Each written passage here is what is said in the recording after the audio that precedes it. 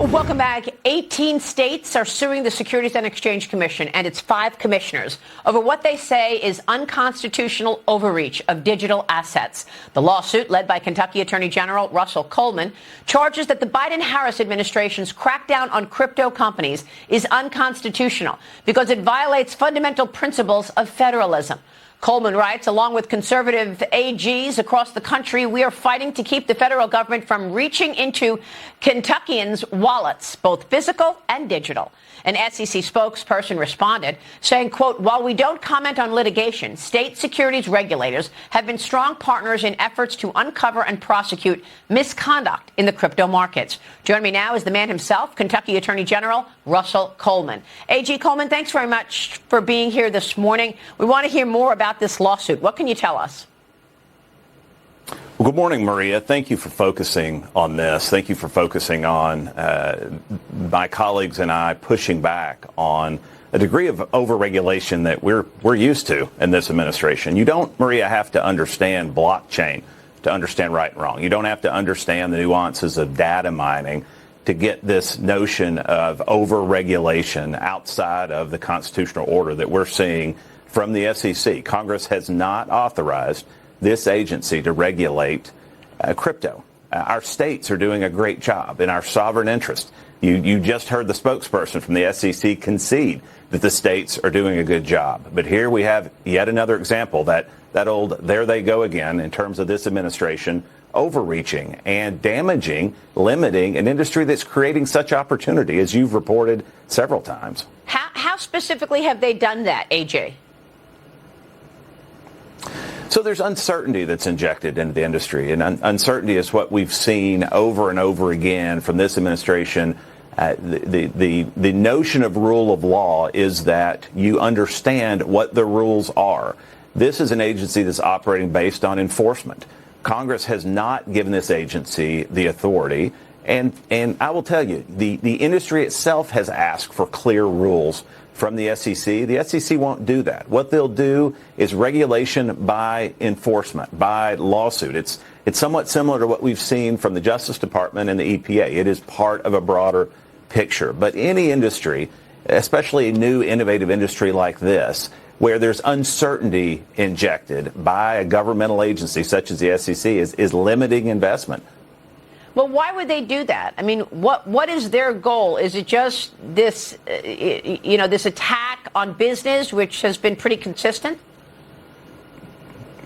I wish I could understand why this administration puts its finger on the scale of telling me to drive an electric vehicle versus my F-150.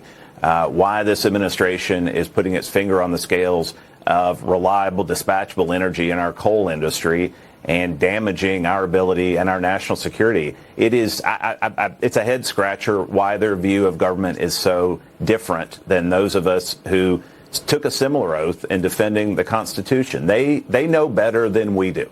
Bureaucrats in Washington know better than we do. That's their mentality, and that is why I'm pleased to be joined by 18 attorneys general in pushing back, including my colleague Mike Hilgers in Nebraska, states that are saying, AGs that are saying enough is enough. We want to protect this industry that's creating opportunity. Yeah, and of course, that's why President Trump has been talking about this relief that he's going to bring once in office to cut regulations and take the shackles off some of these companies. But I want to move on to China because, AG, you joined a group of attorneys general calling on the federal government to crack down on connected vehicles built in China. You're concerned that the CCP has access to sensitive data stored on vehicle systems, including data gathered from phones. This is something that I've also been concerned about, and I want to get your take on what you think is happening here. If a vehicle is made in China, do they have access, do they have ways of putting surveillance mechanisms in those cars? Now, Maria, I was an FBI agent many years ago, but I'm not a technical expert. What we're calling on is for those that have the expertise to take a look at this issue. We're calling on the agency within the Department of Commerce to do its job and answer just your question. As attorneys general, we take an oath to go to where the threat is to protect our citizens. And whether it is calling on the federal government in this instance to do its job to protect us from potential spyware, interconnected spyware, in these vehicles coming from China, or it's pushing back on what I would say and do say often is the most dangerous item in our home, this. And social media, Chinese-controlled social media enterprise that is TikTok, that is an addiction machine. We go to where the threat is as attorneys general. Yeah, I really want to follow your reporting on this in terms of these vehicles. I want to know more about this, so I hope you'll come back and tell us what you find. But you and a dozen other states are also suing TikTok. You just mentioned this, and their Chinese-based parent company, ByteDance. This lawsuit charges TikTok to be designed to be an addiction machine targeting children. A TikTok spokesperson has responded, and they say this: we strongly disagree with these claims, many of which we believe to be inaccurate and misleading. We're proud of and remain deeply committed to the work we've done to protect teens, and we will continue to update and improve our product. So, AG, what specifically are you referring to? So that's laughable. As a prosecutor, I deal with facts. And those with me in the TikTok litigation base our litigation on facts. In China, they limit the access to this algorithm to 40 minutes a day to the young people that have access to it. They limit the content of those in China. Their kids can only watch what they call, this is directly from the information we have, what they call inspiring content or educational content. Whereas we know in the United States, it truly is an addiction machine.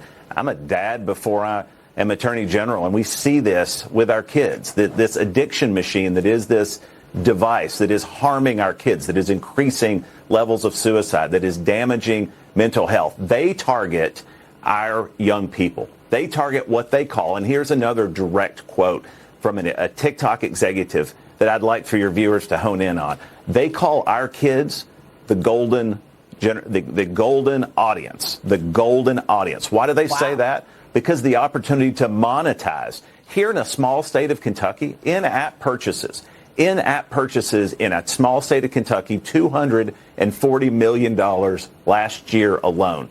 That is hard to get my hands around, that amount of monetization of our kids' attention, of our kids' eyes. And they go after our kids, Maria, and this is from our discovery. They go after our kids because they are persuadable.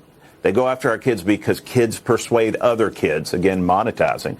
And they go after our kids, and this is from TikTok, because there's a long runway in which they can monetize and make money off of damaging our kids' mental health. I would encourage those viewing, read our complaint. Now, normally I would encourage you to read a complaint. It's sometimes legalese. Read our complaint. Yeah, well, I'm going to read the complaint for sure, and I think I'd like our viewers to look at the complaint as well. But look, AG, let me just push back on this for a minute because, look, you don't have to convince me about bad behavior out of Communist China. We do this every day, and we have a spotlight on Communist China and its behavior against the United States, undermining the United States. But you just said you're a dad. Doesn't this fall on the parent? I mean, can you really say that that's TikTok's fault? Shouldn't you as the parent and parents out there have your own rules in terms of how much a child can look and be on TikTok? How can you blame TikTok for this? It's not zero sum. I have an obligation as a parent to protect my kids. I have an obligation to the Attorney General to protect those dangerous items that are in my home. This is one of those. And so any parent watching this knows it is like keeping water out of a crack in the floor and trying to keep our kids and limit our kids' access to this. We have to do everything we can to protect our kids, to make parents' jobs easier. It is tough that the kids live and breathe on this device, and that's why it is so insidious, the algorithm that targets these kids. And I will tell you, what we didn't talk about is the use of this to target our kids by those who are attracted to child sexual abuse material. This is a means, TikTok is a means of predators accessing our kids as well, distinct from the Chinese influence. And they know this. They know this. The algorithms are intentional. Yeah. AG, you're doing very important work. We're going to be following it. We appreciate you joining me today. Thank you, sir.